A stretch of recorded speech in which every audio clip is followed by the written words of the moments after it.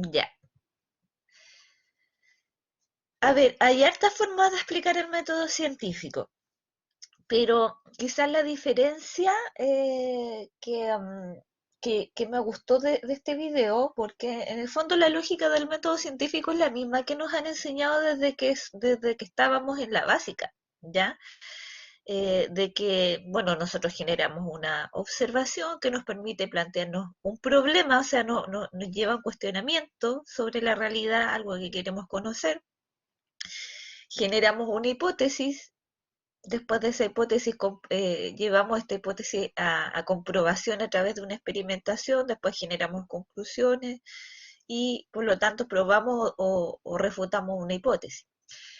Pero en ciencias sociales es sumamente importante un paso, y en general en la creación del conocimiento científico como a nivel académico, hay un paso que es sumamente importante y que ustedes ahí lo veían. Antes de generar la hipótesis, nosotros tenemos que conocer muy bien del tema del que estamos hablando, ¿ya? Y cuando nosotros veíamos el otro día respecto de este artículo científico, eh, cuando yo les preguntaba por el marco teórico es cuando el investigador o investigadora se sumerge en un tema que le va a permitir después generar una hipótesis o una pregunta de investigación que sea pertinente, ¿ya? Porque si no, así, no, o sea, de lo contrario estaríamos inventando eh, conceptos nuevos de manera muy permanente, desecharíamos el conocimiento previo, el conocimiento acumulado, y en este caso es súper importante tener en cuenta de que la ciencia es un cuerpo de ideas, ya es un cuerpo de ideas y es un saber acumulable. Ya, entonces nosotros nunca vamos a partir de la nada respecto a un tema de investigación, siempre vamos a partir de las investigaciones previas, de las conceptualizaciones previas, y eso es algo sumamente importante que no se nos tiene que olvidar respecto a la ciencia y al método científico para las ciencias sociales, como es el caso de la psicología. ¿Ya? ¿Alguna pregunta o alguna idea a partir del video? A la Rocío, Rocío, parece que tú ibas a hablar. Sí, profe, pero no era para decirle que por mi parte al menos no quedaba ninguna duda. Ya, entonces, eso para que ustedes lo tengan en cuenta, esto que acabamos de ver es la comprensión más generalísima del tema, ¿ya? Si ustedes comprenden de manera general esta lógica, van a poder comprender de manera más detallada la misma lógica, ¿ya? Eso es lo que por eso yo quería que ustedes vieran este video antes, porque generalmente cuando nos sumergimos en temas mucho más teóricos, hablar del método científico, hablamos de historia, ciencia, filosofía, y ahí es cuando los estudiantes tienden a confundirse un poco, ¿ya? Pero cuando hablamos de método científico estamos hablando también de una serie de pasos que nos permiten eh, desarrollar o llegar a poder establecer conocimiento científico, ¿ya? Y bueno, para eso tenemos que entender que primero que es ciencia, y vamos a entender a la ciencia como un cuerpo de ideas que es establecido provisionalmente. Ojo, provisionalmente el conocimiento científico siempre puede ser refutado, por lo tanto, algunos conocimientos que nosotros tenemos previamente pueden ser incluso ser refutados a través de la experiencia. Lo otro es que es racional, ya tiene una lógica racional, y es por eso que nosotros acudimos al conocimiento previo respecto a un tema. Es sistemático, o sea, tiene una serie de etapas, es exacto, verificable y por consiguiente falible, ¿ya? O sea que en ese sentido nosotros una hipótesis la podemos tanto verificar como la podemos desechar. Y como está siempre renovándose y acumulándose, nosotros también podemos refutar algunos conocimientos previos que tengamos sobre algo. También se le va a considerar como una actividad productora de nuevas ideas, ¿ya? Entonces, la ciencia es tanto este cuerpo de ideas que está establecido provisionalmente, cuando hablamos de cuerpos como todo este conocimiento acumulado, pero también es la actividad de producir nuevas ideas. ¿ya? Entonces siempre vamos a estar en este juego el conocimiento científico que existe acumulado y el conocimiento que podamos ir desarrollando. Es un conocimiento nuevo, pero siempre sobre una base. ¿Ya? Es por eso estos ejemplos que yo siempre les doy. Si nosotros queremos estudiar sobre un tema X, un tema que a nosotros nos interese, tenemos que conocer muy bien sobre ese tema. Y por eso, a ver, le voy a preguntar a la Natalia. Natalia, no sé si me escuchas. Parece que no escucha la Natalia. Ya, para que estén atentos, de repente les voy a hacer algunas preguntas, pero preguntas que no son, a ver, no son preguntas de materia, son preguntas principalmente para dinamizar un poco la clase. Ya, si no está la Natalia, la Marcela. Sí, profe. Ya, Marcela. Mira, ponte la idea de que tú bueno, tú ya eres una científica en formación, una cientista social en formación. Eh, si yo te hablara respecto a qué tema a ti te gustaría investigar en psicología, ¿qué cosas te gustaría investigar en psicología? ¿Qué temas te interesan? ¿De qué te gustaría saber más? ¿Cuál puede ser cualquier tema? Em, no sé, se me ocurren los trastornos de personalidad. Ya, los trastornos de personalidad. ¿Hay algún trastorno de personalidad que te llame más la atención, por ejemplo? Mm, ¿De algo que tú hayas visto en la televisión o en general? no se me ocurre. Ya no importa, Marcela, estamos súper bien. Estamos súper bien, sí, con eso, ya, muchas gracias. Puedes apagar tu Bueno, micrófono. A la Marcela le interesaría más adelante investigar sobre los trastornos de personalidad.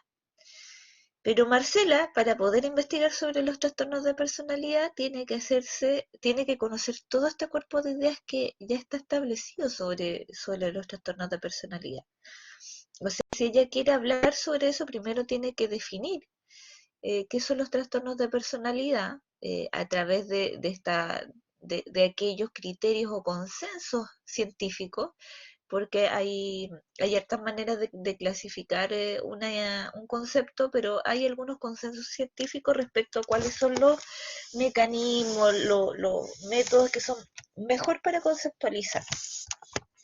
También Marcela se va a dar cuenta que ya existen instrumentos para poder eh, medir o para poder conocer si es que una persona o las personas sufren o de algún trastorno de personalidad. Claro, se utilizan ciertos métodos. Entonces, nosotros para utilizar ciertos métodos tenemos que conocer sobre la teoría que hay detrás. Entonces, primero vamos a tener que saber muy bien de qué estamos hablando cuando hablamos de trastornos de personalidad, cómo se diferencian de otros tipos de trastornos psicológicos. También tenemos que ver cuál es la teoría que a nosotros nos interesa, porque nosotros podemos ver los trastornos de personalidad desde el psicoanálisis, ¿ya? Y utilizar esa conceptualización o la podemos ver desde otra perspectiva, ¿ya? Entonces, ese marco conceptual, y en el fondo nosotros por eso que nos hacemos como expertos de un tema cuando investigamos, porque tenemos que conocer todo lo que hay antes, todo lo que se dice sobre un tema, ¿ya?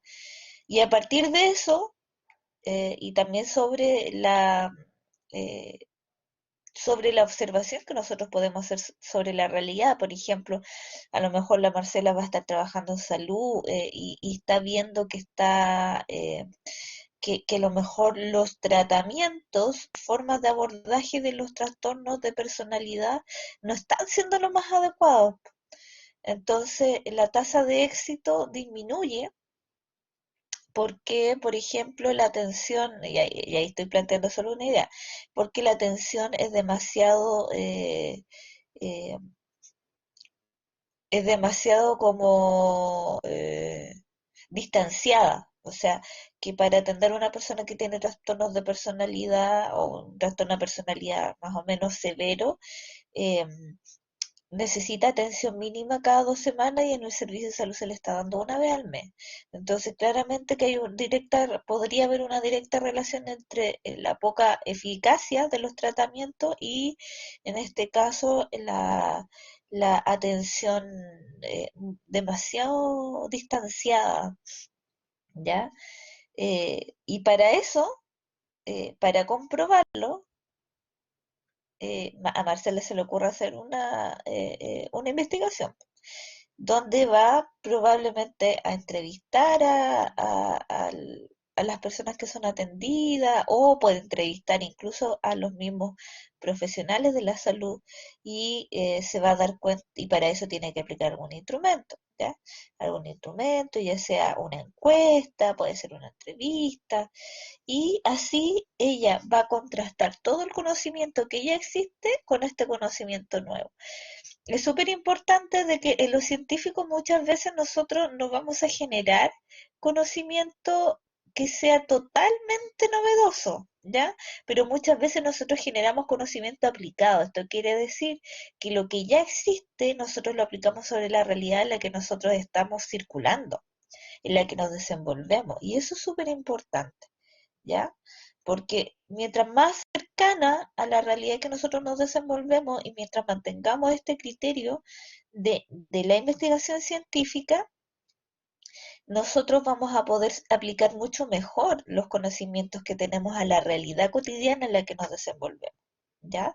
Porque eh, es súper importante tener en cuenta que hay algunos fenómenos en psicología que van cambiando según el contexto, según la generación, según la época y miles de factores que están incidiendo, ¿ya?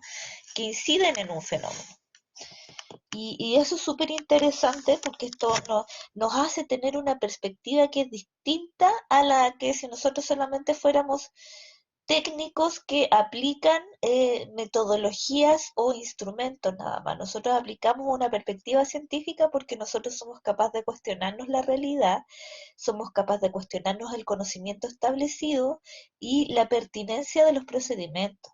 ¿Ya? Entonces, cuando ustedes sean psicólogos o psicóloga, ustedes tienen que aplicar un criterio profesional y este criterio profesional es un criterio científico, ¿ya?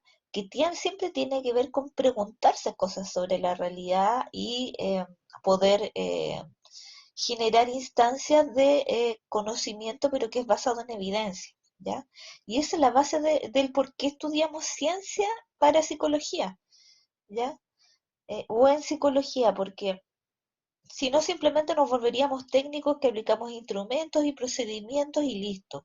No, acá nosotros tenemos que tener siempre un criterio muy crítico sobre lo que realizamos, sobre la realidad que nos circunda y también sobre los conocimientos existentes, porque puede ser que no nos alcancen para comprender las realidades en las que nos enfrentamos, que son bastante complejas. Por ejemplo, yo les voy a comentar que, bueno, yo trabajo en un programa de protección de la infancia y en este programa de protección de la infancia nosotros nos damos cuenta que hay algunas características que son muy particulares de la región respecto a los problemas con los que nosotros tratamos, que principalmente trabajamos con adolescentes. La región tiene ciertas particularidades, la forma de socialización tiene ciertas particularidades que se diferencian a lo mejor de lo que sucede en Santiago, ¿ya? Hay algunas cosas que pueden ser parecidas, sí, pero claramente que hay muchas diferencias respecto de lo que sucede en Santiago, en Talca, en Concepción, en Valparaíso, en otras ciudades o regiones. Acá nosotros estamos muy influidos por eh, la ruralidad, por ejemplo, bueno, somos la región con mayor situación de pobreza, por lo tanto ya estamos en una situación de riesgo. eh, entonces, todo el equipo se cuestiona qué tan pertinentes son eh, conceptualizaciones y los métodos y los criterios que provienen de la política pública para realizar intervención con jóvenes, ¿ya? Porque claramente nosotros tenemos una realidad que se diferencia. Y en base a estos cuestionamientos es donde nacen investigaciones, ¿ya? Entonces, nosotros observamos nuestra realidad cotidiana y esta realidad cotidiana es la que nos permite hacernos preguntas. Bueno, sobre el método científico, lo que nosotros llamamos método científico ya no es una lista de recetas para dar con las respuestas correctas a las preguntas científicas, sino un conjunto de procedimientos por los cuales se plantean problemas científicos, ya o sea, que tienen que ser desde la lógica científica y se ponen a prueba hipótesis científicas, ¿ya? Los problemas científicos son problemas que se pueden responder desde la ciencia. Yo, como les decía, hay algunos problemas que nosotros no podemos resolver sobre desde la ciencia. Una, por ejemplo, la existencia de Dios, ¿ya? Ahora sí podríamos hablar sobre la influencia que tiene la fe respecto a a procesos de rehabilitación, por ejemplo. Eso sí se puede plantear, pero no podríamos decir si Dios existe o no en base a la ciencia, porque es otro tipo de conocimiento. Ya tiene otra lógica, que es una lógica basada más en la fe, en la creencia, pero no es posible de someter a comprobación, ¿ya? Porque tiene que ver con otra lógica de pensamiento. Eh, bueno, se ponen a prueba también hipótesis científicas y son posibles entonces de contrastar, ¿ya? ¿Qué otro elemento, por ejemplo, nosotros no podríamos comprobar a través del método científico? Yo siempre les doy el mismo ejemplo porque para mí es un ejemplo como muy claro, y eso independiente de la creencia que cada uno tenga, ¿ya? Pero en base al método científico no se puede comprobar o no la existencia de Dios. Eh, ¿Hay algún otro ejemplo que a ustedes se les ocurra para diferenciar a los problemas científicos? A ver, ¿ya? Bueno, una de las cosas más difíciles respecto al tema de, de comprobar si existe vida extraterrestre o no, es que tenemos un montón de limitaciones para poder acceder a esta experiencia. Los fenómenos sobrenaturales, ya, los fantasmas, a pesar de que existe la parapsicología hoy en día no es no está todavía como vista como ciencia, porque son fenómenos más bien metafísicos. La explicación que se le da a esos hechos es muy difícil de comprobar con el método científico, porque estos fenómenos sobrenaturales, digamos que uno no puede controlar las condiciones en las que se dan. Lo metafísico es lo que va más allá más allá de lo físico, lo que no se puede comprar físicamente. Por ejemplo, el metafísico, lo metafísico vamos a estar hablando del alma, ¿ya? Y bueno, desde la psicología no hay separación de cuerpo y alma ya. Nosotros estudiamos la mente y la mente tiene una base biológica, o sea, una base neurológica. Y lo metafísico, como dice, es como más allá de lo tangible o más allá de lo físico. Eso sería lo metafísico. Cuando hablamos de entidades, de presencias, de alma, de los ñen, por ejemplo. No sé si ustedes han escuchado ese término de ñen, que son como entidades protectoras de los lugares que se utilizan mucho desde la como visión mapuche. Los ñen, así se escribe.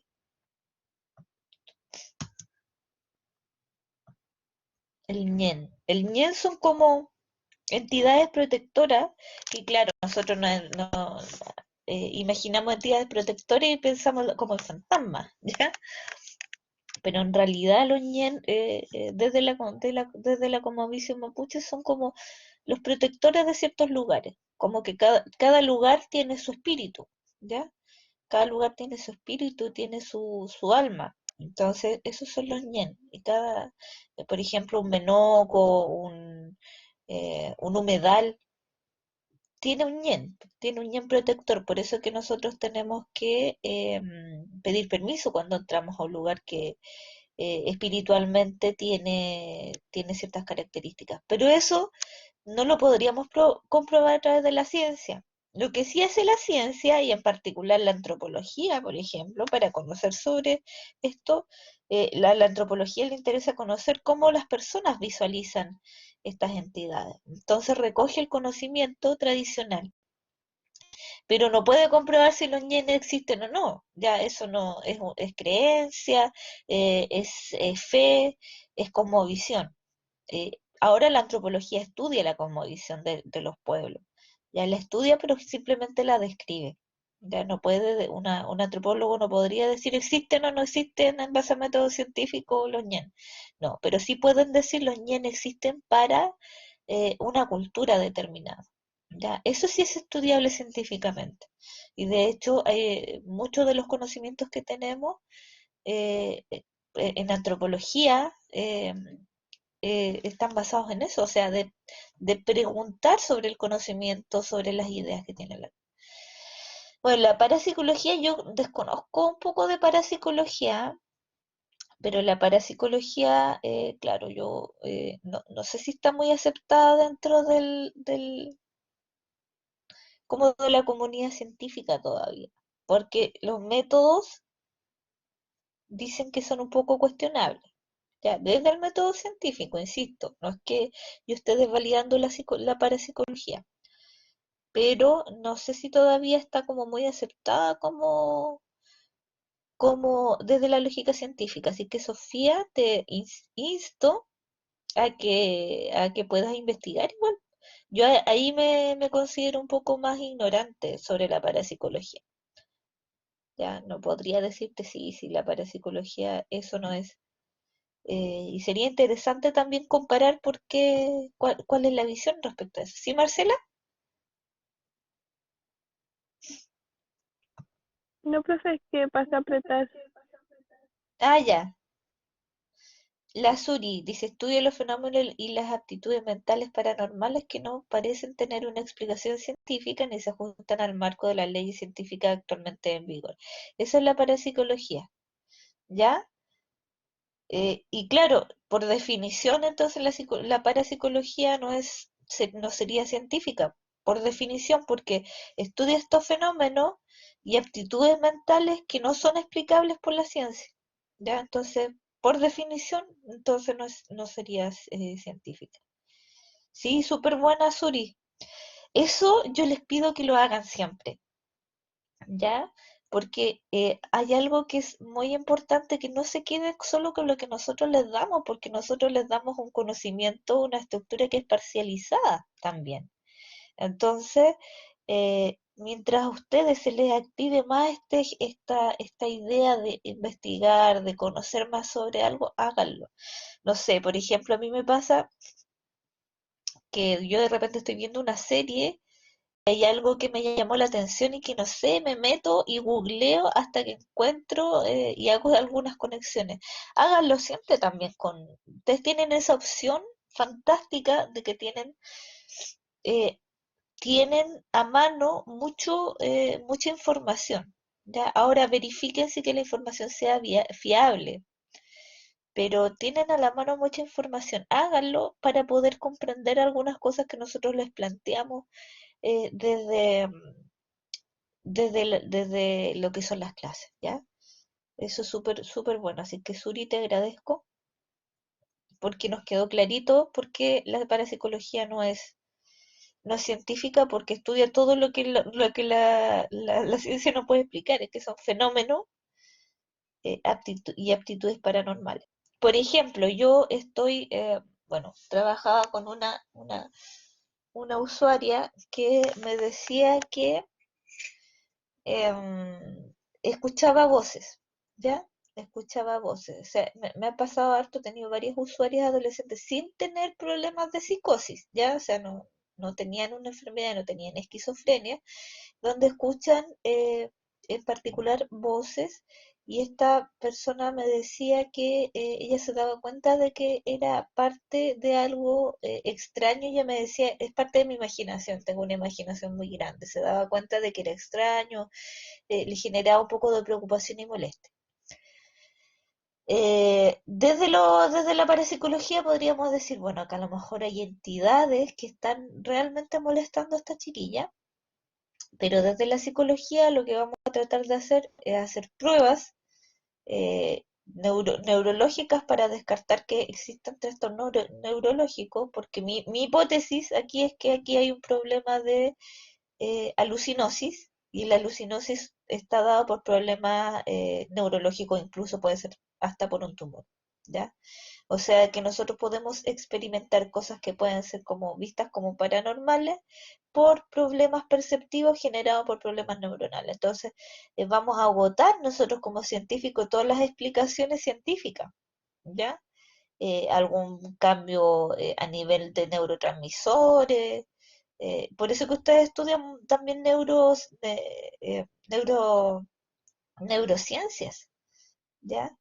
Porque tenemos que ligar científicamente los fenómenos perceptivos también como en el cómo nosotros los procesamos, ¿ya? Ya la parálisis del sueño, que eso es, eh, sí es súper común, la parálisis del sueño, y por ejemplo la parálisis del sueño, a uno le puede pasar que uno siente, por ejemplo, que hay una entidad que te está apretando y puedes darte una explicación desde eso, pero también la parálisis de sueño es un fenómeno que puede ser producto de una ansiedad o de, claro, se puede ser producto de un trastorno ansioso, ya que es muy común entre, o sea, todas las personas hemos sufrido de trastornos ansiosos o depresión alguna vez, eh,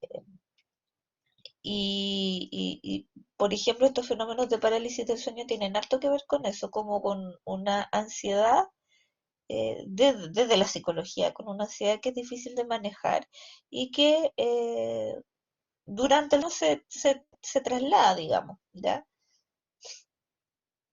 Y a mí me ha pasado así como de también de tener esa sensación. Ya, por ejemplo, la parapsicología lo relacionaría con un incubus, ¿ya? No, yo desconozco lo que es un incubus, Kai. Ustedes parece que saben harto de parapsicología. No sé lo que es un incubus. Alincay, ¿tú sabes lo que es? ¿Sí? Un incubus es un demonio que roba energía a través de lo sexual. Está el incubus y el sucubus. El sucubus es como la mujer y el incubus es como el hombre. El incubus le roba la energía a la mujer, paralizándola o a través de sueños teniendo relaciones sexuales con ella. Ya,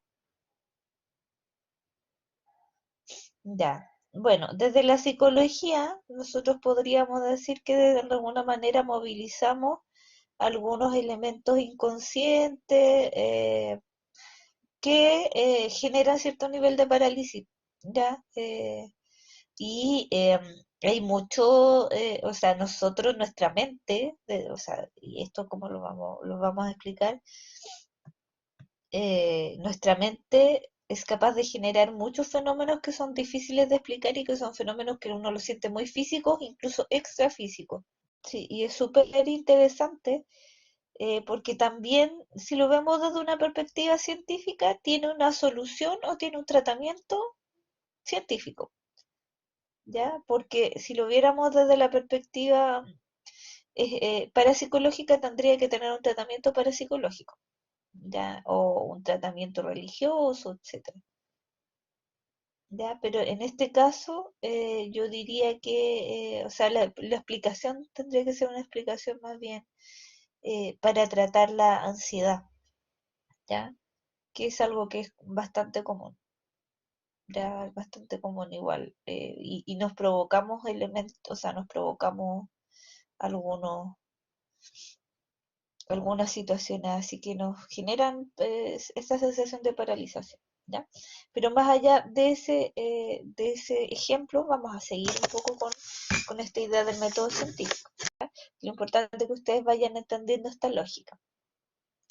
Bueno, sobre el método científico tenemos que decir que es como una brújula que no produce automáticamente el saber, pero que nos evita perdernos en el caos aparente de los fenómenos, como lo que estamos haciendo ahora. Porque, a ver, la realidad es una realidad que se nos presenta muy compleja y de repente a nosotros nos cuesta entender la complejidad de estos fenómenos. Y el método científico nos permite abordar un problema que sea solucionable desde lo científico y nos da un procedimiento, nos da un orden para que no nos perdamos en estas problemáticas y tengamos como este rumbo o este manual que nos permite conseguir un tipo de conocimiento y una respuesta que sea confiable. Entonces, esta brújula nos va a servir aunque sea sola porque nos indica cómo no plantear los problemas y cómo no sucumbir al embrujo de nuestros prejuicios predilectos. Entonces, por ejemplo, podríamos decir que nosotros siempre tenemos prejuicios predilectos y en este caso podríamos atribuir muchos fenómenos a fenómenos, por ejemplo, parapsicológicos o paranormales, ¿ya? Eh, frente a problemáticas que podrían ser respondidas desde una explicación científica, ¿ya? Desde una explicación científica. Quizás van a haber muchos fenómenos que no, pero lo que sea explicable desde lo científico, tenemos que aplicar el método científico. Esa es la lógica de la psicología, ¿ya? La investigación entonces no es errática, sino metódica, solo que no hay una sola manera de sugerir hipótesis, sino muchas maneras. Las hipótesis no se imponen por la fuerza de los hechos, sino que son inventadas para dar cuenta de los hechos. Entonces, por ejemplo, en las investigaciones cuantitativas vamos a hablar de hipótesis, pero también en las investigaciones cualitativas a veces, más que plantearnos una hipótesis, nos planteamos supuestos o preguntas de investigación que son mucho más abiertas, ¿ya? Entonces nosotros de repente cuando queremos conocer algo de una manera muy profunda nos vamos a plantear preguntas de investigación, una pregunta abierta, puede ir cambiando a lo largo de nuestro conocimiento, ¿ya? Las investigaciones cualitativas pueden durar años y las investigaciones cualitativas a veces por ejemplo, implican de que un investigador se inserte en una comunidad a observar y a conocer cómo son las costumbres de un pueblo, ¿ya? Y eso lo hacen mucho los antropólogos. Los antropólogos utilizan mucho las metodologías cualitativas porque ellos quieren conocer, por ejemplo, las costumbres de un pueblo X que a lo mejor no es tan conocido por Occidente y para hacerlo se sumergen en la cultura pues, y viven la cultura, participan de esta cultura e intentan comprender los significados de las personas respecto a su cotidianidad. ¿Ya? Por eso la investigación cualitativa es muy diferente a la cuantitativa, porque la cualitativa busca significados, ya busca comprender, es mucho más interpretativa, y lo cuantitativo es como mucho más de relación causa o efecto. ¿Ya? Entonces, bueno, algunas hipótesis se formulan por vía inductiva, o sea, a través de la experiencia, ¿ya? A través directamente de la observación, ¿ya? Entonces, esto quiere decir que como una generalización sobre la base de observaciones de un puñado de casos particulares, ¿ya? A veces las hipótesis se generan de manera individual, pero muchas otras hipótesis se plantean de manera deductiva, o sea, en base a la teoría preexistente, ¿ya? Bueno, otra cosa es que la metodología normativa, en la medida en que muestra cuáles son las reglas de procedimiento que pueden aumentar la probabilidad de que el trabajo sea fecundo, ¿ya? Entonces nos muestran ciertas reglas o procedimientos para que finalmente nuestro trabajo no sea un trabajo perdido. Por eso que es tan sistemático y metódico el conocimiento científico, porque lo que se quiere asegurar eh, eh, que, o de lo que se quiere asegurar la aplicación del método científico, es que nosotros realmente investiguemos lo que queremos investigar y no investiguemos otra cosa. Entonces, por eso nos pide mucha rigurosidad y sistematicidad. porque nosotros podemos, por ejemplo, querer comprender sobre la personalidad y terminar hablando sobre, no sé, pues, sobre la inteligencia, por ejemplo. Y si es así, quiere decir que nosotros aplicamos mal el método. Y por eso que cuando nosotros realizamos una investigación, estas investigaciones después las postulamos a revistas científicas y en estas revistas científicas se aprueban o se desaprueban en base a en base a la rigurosidad que muestran, o sea, esta coherencia. Cuando veíamos el otro día este artículo científico, este fue un artículo científico que fue aprobado. ¿Ya? ¿Por qué? Porque tenía clarito sus etapas, tenía claro sus conceptos, claro la hipótesis, los procedimientos, el cómo se llegó a obtener ciertos resultados, ¿ya? El cómo se analizó la información y después una discusión entre lo teórico y los nuevos resultados. Entonces, esas partecitas que buscamos nosotros en esta investigación nos dan cuenta de que es una investigación que es confiable y que nosotros podemos entender cómo se hizo y desde qué lógica se hizo. Eso es súper importante. Por eso que el conocimiento científico es transmisible, porque debería ser de que nosotros entendiéramos la lógica desde la cual se plantean las hipótesis y también que entendiéramos cómo se realizan los procedimientos para llegar a ciertas conclusiones. ¿Ya? Entonces, por eso que los artículos científicos siempre, generalmente tienen este foro que vimos el otro día, que plantean un resumen, primero, que habla de qué se trató, tiene palabras claves que nos permiten a nosotros saber si se relacionan a lo que nosotros estamos buscando o no, ¿ya? Porque cuando nosotros también queremos investigar, vamos a buscar estos artículos científicos. Y después nosotros verificamos que en el artículo esté claramente detallado cómo se llegaron a ciertas conclusiones. Y esto nos va a permitir confiar o no confiar en esto que estamos leyendo, ¿ya? En esto que se nos está entregando. Por eso es distinto para nosotros como psicólogos leer algo desde Wikipedia, que muchas veces está dado como desde la opinión o desde un conocimiento que es un conocimiento cotidiano, a indagar en un tema desde la investigación en psicología. Porque desde la investigación en psicología nosotros tenemos que ir a artículos científicos, ¿ya? Ir a artículos científicos que nos muestren, que nos demuestren que son válidos, ya que nos demuestran que están hechos en base a investigación teórica, investigación empírica, ¿ya? No sé si se entiende un poco la lógica de esto, porque ustedes pueden buscar sobre cualquier tema y les van a aparecer artículos de diario, artículos de prensa, y probablemente desde ahí obtengan también conocimiento que sea interesante, pero para hacer una tesis ustedes les van a pedir artículos científicos y que sean actuales, ya actualizados, entonces, y desde ahí vamos a tener que hablar. También dice, bueno, las reglas discernibles en la práctica científica exitosas son perfectibles, no son cánones intocables, o sea, estas reglas no son intocables porque no garantizan la obtención de la verdad, pero en cambio facilitan la detección de errores. Entonces, algo súper importante en el tema de la aplicación del método científico es que nos permite detectar posibles errores, ¿ya?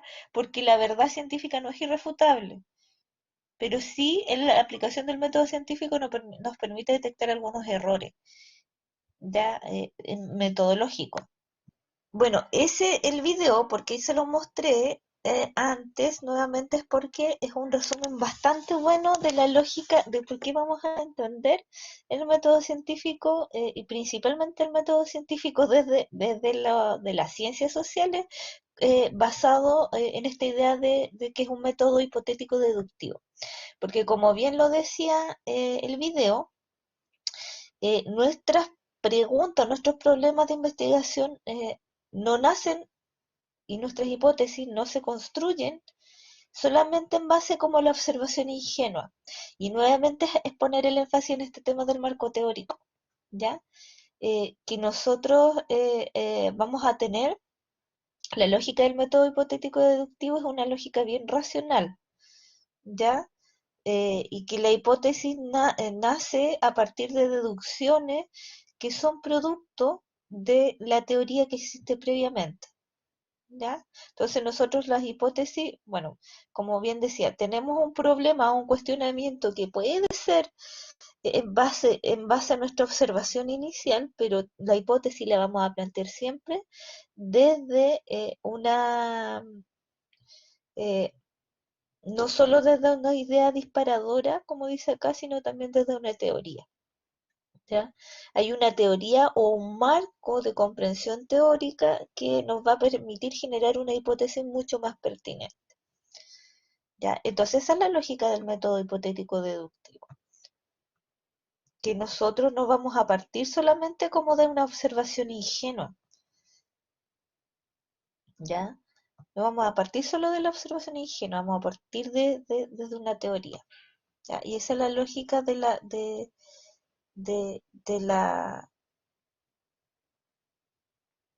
del método hipotético deductivo. Entonces, nosotros eh, vamos a desarrollar una hipótesis que sea posible de contrastar en la realidad, ¿ya? Y esta hipótesis nosotros la podemos refutar, o sea, de que no se va a poder comprobar, o la vamos a poder, o por el contrario, vamos a poder comprobar. Ya sea estas son como las dos opciones las opciones que nos ofrece esta lógica. Eh, entonces, de alguna manera, es la misma, por eso que está esto como en círculo, porque cuando nosotros observamos la realidad de los hechos, nosotros generamos algunas ideas, pero estas ideas tienen que ir afirmadas en esto que aparece acá, en este marco teórico, en esta teoría que es previamente, nosotros siempre vamos a hacer esa consulta, ¿ya? Entonces vamos a tener estas teorías, leyes o modelos que después vamos a llevar a través de una contrastación, y así surge o se genera como un círculo eh, en el que nosotros confirmamos, pero también generamos nuevo conocimiento científico. O sea, nosotros partimos como base del conocimiento científico previo, posteriormente contrastamos en la realidad y posteriormente discutimos los nuevos hallazgos que tenemos en base a la teoría que existía antes, ¿ya? Y así sucesivamente. Y por eso que hablamos de que el conocimiento científico es acumulable, porque las hipótesis, para que sean hipótesis realmente científicas y posibles de someter al método científico, tienen que tener una base teórica, como yo les decía, tienen que tener una base teórica. ¿Ya? Si bien nuestras ideas iniciales pueden partir de la observación, incluso a veces las investigaciones científicas nacen de conversaciones, de lo que nosotros vemos que pasa, por ejemplo, de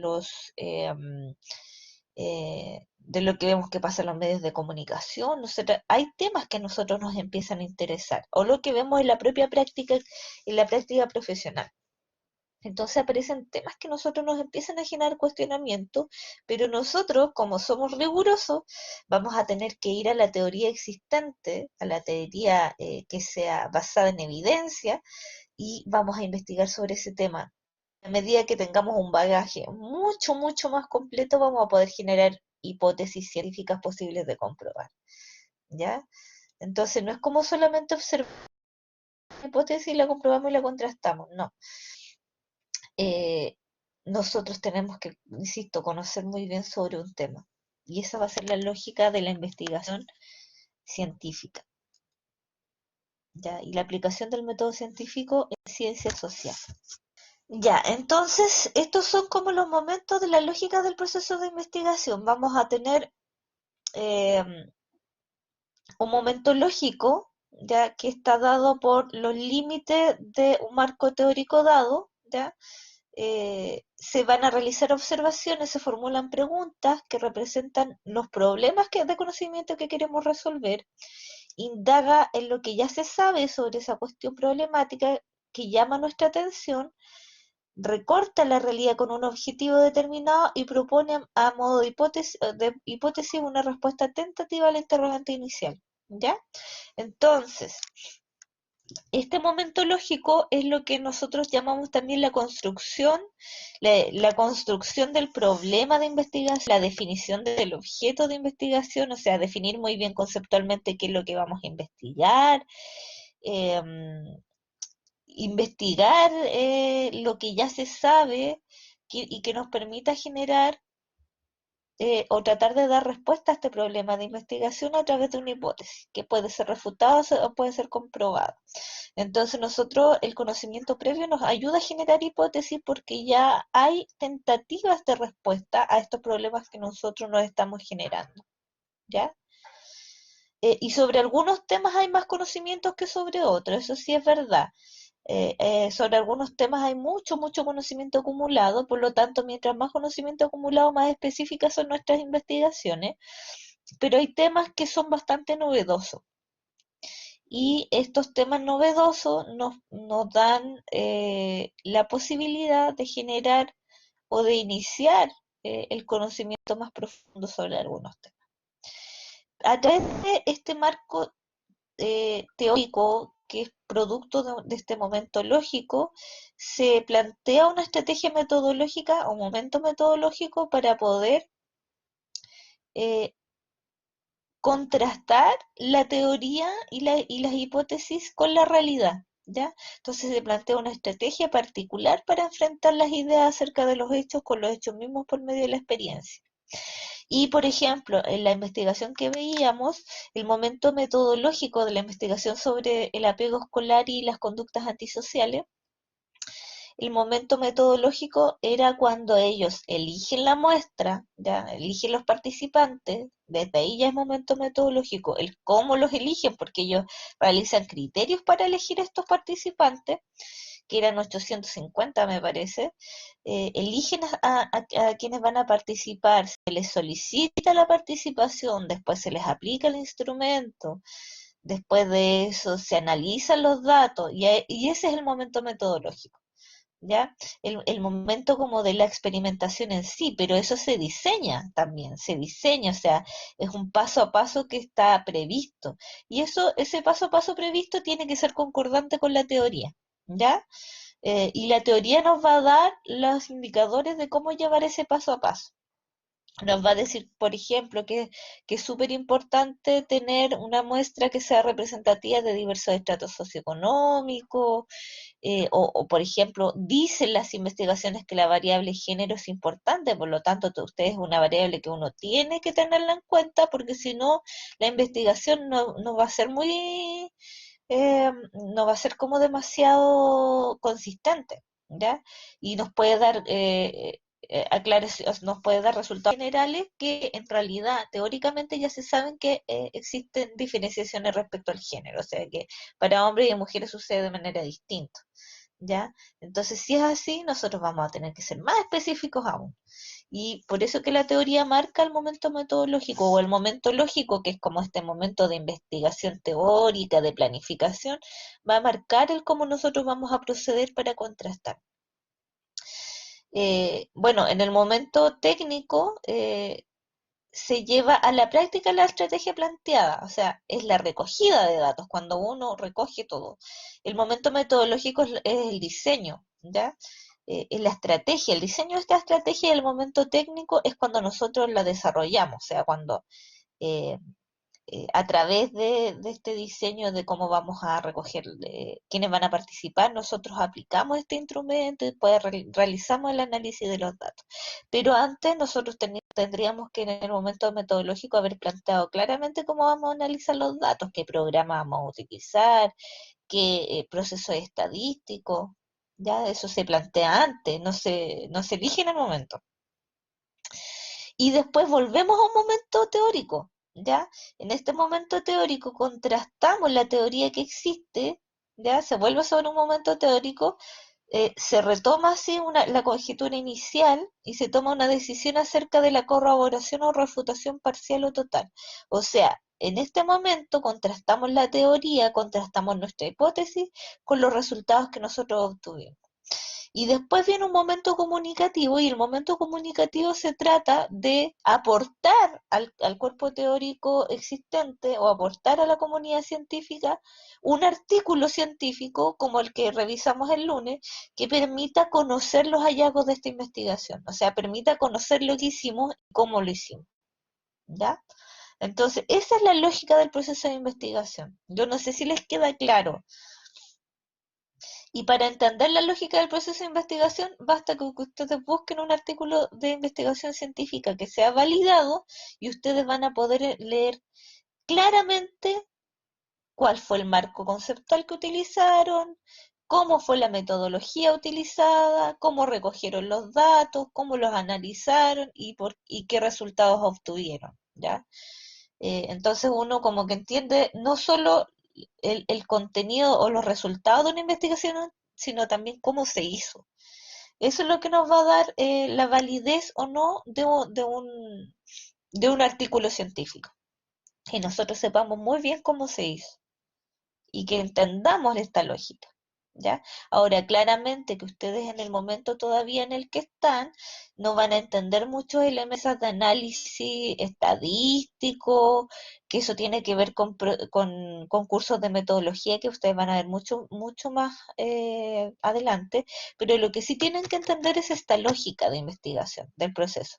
O sea, que primero hay un momento lógico donde nosotros nos planteamos un problema, pero un problema que tiene que tener mucha fundamentación teórica. Esto nos va a permitir plantearnos una hipótesis y diseñar un método para acceder a la realidad, para acceder a contrastarlo empíricamente. Después viene este momento técnico donde aplicamos estos instrumentos, donde sí, vamos a hacer entrevistas, hacemos las entrevistas, transcribimos las entrevistas, o si hacemos una encuesta, aplicamos la encuesta a todas las personas que hay que aplicarla, que tiene un paso a paso también, porque va desde que nosotros contactamos a las personas hasta que nos despedimos de esas personas y después analizamos los datos. Y después volvemos a un momento teórico que nos permite contrastar los resultados o lo que obtuvimos con la teoría inicial. ¿Ya? Entonces, por eso que este proceso es un proceso bastante complejo, pero si seguimos este paso a paso, tenemos una coherencia lógica. Y después eso, con esta coherencia lógica, podemos comunicarlo a la comunidad científica, que es la que nos va a leer, ¿ya? A las personas que estén interesadas en los mismos temas que nosotros, ¿ya? Y probablemente sus investigaciones sirvan de base para otros investigadores que quieran seguir profundizando temas. Y nosotros incluso en las investigaciones podemos proponer que que se sigan investigando o profundizando algunas áreas eh, que nosotros vemos en nuestra investigación que son relevantes de seguir profundizando. O sea, nosotros proponemos en nuestras conclusiones, decimos, sería interesante que en siguientes investigaciones se profundice, por ejemplo, la variable género, que acá solamente se describe pero no se profundiza, ¿ya? Y eso le da pie a otros investigadores para seguir investigando o nosotros mismos podemos seguir investigando sobre este tema. Entonces es un proceso muy interesante de investigación teórica, pero también de contrastación con la realidad. Entonces hacer investigación es mucho más que simplemente, simplemente como experimentar, sino que tiene que ver con conocer profundamente sobre algo e ir más allá del conocimiento que ya está dado, ¿ya? Y que nos permita enfrentarnos mucho mejor a los problemas de la realidad cotidiana y en particular a nosotros que somos psicólogos, nos permite resolver problemas propios a la disciplina de la psicología, ¿ya? Problemas que son pertinentes a la psicología, como por ejemplo lo que planteaba en primer lugar Marcela, si no lo olvido, que era conocer más sobre los trastornos de personalidad, ¿ya? Entonces nosotros vamos a ir a todo lo que hay sobre los trastornos de personalidad y si queremos estudiar nuestra realidad cotidiana en torno a ello, por ejemplo, a los pacientes que nosotros tratamos, vamos a tratar de diseñar algo que nos permita conocer aquello, mayormente en profundidad, aplicando las variables que son importantes, como por ejemplo el territorio, las características de sociabilidad, el nivel socioeconómico, el género, todas esas variables que son importantes de tener en cuenta cuando nosotros estudiamos un fenómeno social. ¿Ya?